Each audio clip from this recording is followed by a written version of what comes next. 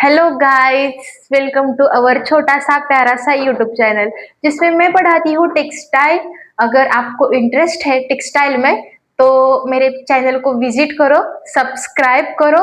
और आपको textile related कोई भी टॉपिक पे वीडियो चाहिए तो मुझे कमेंट करो। लाइक और शेयर करना ना भूले ताकि आपके दोस्तों को भी ऐसी इंफॉर्मेटिव जानकारी मिलती रहे। तो पिछले पार्ट में हमने देखा था chemical composition of cotton fibre, physical properties of cotton fiber, and classification of natural fibers and man-made fibers। तो इस वाले पार्ट में हम देखने जा रहे हैं कि morphological structure of cotton fibre. तो मार्फोलॉजिकल स्ट्रक्चर क्या होता है? जब हम किसी भी मटेरियल को माइक्रोस्कोप के अंदर देखते हैं तो हमें उसका मार्फोलॉजिकल स्ट्रक्चर पता चलता है। तो अगर हमने कॉटन को माइक्रोस्कोप के अंदर देखा तो वो कुछ इस प्रकार का दिखता है। ये है morphological structure of cotton fibre. तो इस स्ट्रक्चर की आज हम इस वाले वीडियो में स्टडी करेंगे। तो ये बहुत इजी आसान है और मे बी एग्जाम में भी पूछे जाने वाला क्वेश्चन है। तो आप वीडियो फर्स्ट से लेके लास्ट तक देखें ताकि आपको कुछ भी डाउट ना रहे और आपकी कॉन्सेप्ट क्लियर हो जाए। और लास्ट में मैं आपको बताऊंगी कि इसको आसानी से कैसे याद रखना है। ठीक है, तो हम स्टार्ट करेंगे क्यूटिकल लेयर से। क्यूटिकल लेयर क्या होती है? Cuticle layer is the outer most layer of cotton fibre, जो कॉटन फाइबर के आउटर मोस्ट एरिया में प्रेजेंट होती है। वो जो है क्यूटिकल लेयर, वो फाइबर्स को मैकेनिकल मतलब कुछ भी रहे चीज जिससे कॉटन फाइबर्स डैमेज होते हैं उससे वो प्रोटेक्ट करती है। तो क्यूटिकल लेयर ऑयल और वैक्स पेक्टिन्स जैसे केमिकल्स से बनी होती है और वो कॉटन फाइबर के आउटर मोस्ट एरिया में प्रेजेंट होती है और वो कॉटन फाइबर को प्रोटेक्ट करती है। ठीक है, तो ये हो गई हमारी क्यूटिकल लेयर। तो क्यूटिकल लेयर का कुछ मतलब सिर्फ उसका काम है कॉटन फाइबर्स को प्रोटेक्ट करना।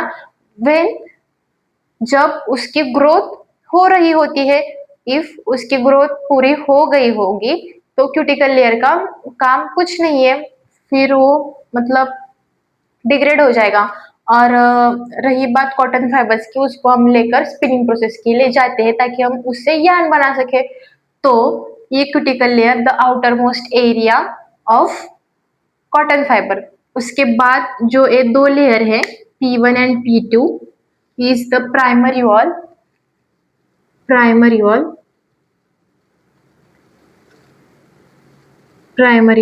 of cotton fiber। तो ये जो प्राइमरी वॉल है एक क्यूटिकल लेयर एंड ये है हमारी सेकेंडरी वॉल।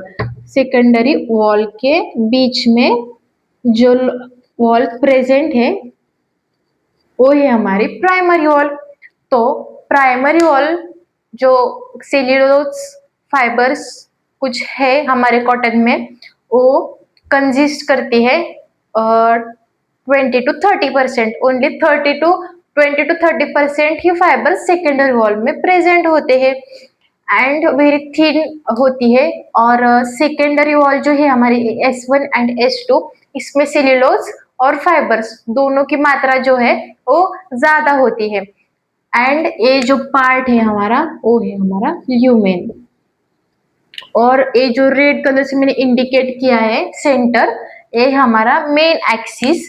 ये जो कुछ फाइब्रिल्स दिख रहे होंगे आपको जो मैंने ब्लू कलर से निकाले हैं यहाँ पे, वो है हमारे कॉटन फाइबर्स। तो वो फैब्रिल्स छोटे छोटे जो कि हमारे मेन एक्सिस को पैरेलल नहीं है और उसमें ना नेचुरल ट्विस्ट प्रेजेंट है, तो वो होता है हमारे प्राइमरी वॉल में 60 to 75 डिग्री। यानी मेन एक्सिस के यहाँ जो एंगल बनता है वो हो गया हमारा 60 to 75 डिग्री, जो एंगल मेन एक्सिस से और फैब्रिल के साथ जो बनता है वो वाला एंगल। ठीक है, ये बनता है हमारे प्राइमरी वॉल में। प्राइमरी वॉल में सेल्यूलोज और फाइबर्स दोनों की मात्रा कम रहती है। और सेकेंडरी वॉल जो है हमारी यानी ए वाला एरिया, सेकेंडरी वॉल में ना 80 to 85% सेल्यूलोज होते हैं। उसमें मेन जो फाइबर एरिया है वो हमारा सेकेंडरी वॉल में लाइज करता है। और ये जो दिख रहा है आपको ब्लू कलर्ड में, डार्क ब्लू कलर्ड में, वो है हमारा lumen. Lumen is the middle part of cotton fibre. जो ये जो ल्यूमेन आपको दिख रहा है, इसका जो शेप है वो है हमारा किडनी शेप और बीन शेप।